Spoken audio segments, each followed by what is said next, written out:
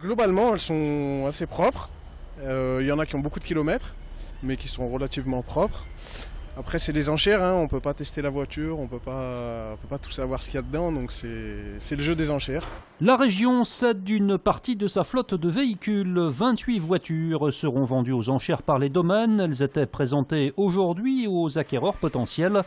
De nombreuses Twingo, quelques Kangoo et des Peugeot 508.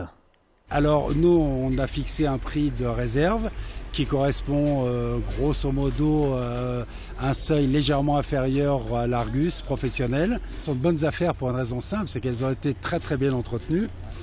Puisque nous, on a un garage intégré ici, mais toutes les réparations qui nécessitaient d'être faites l'ont toujours été faites de façon préventive, dans certains cas curative, par des professionnels des enseignes, Renault, Peugeot en l'occurrence. Sinon, nous ici, on gère la maintenance premier niveau.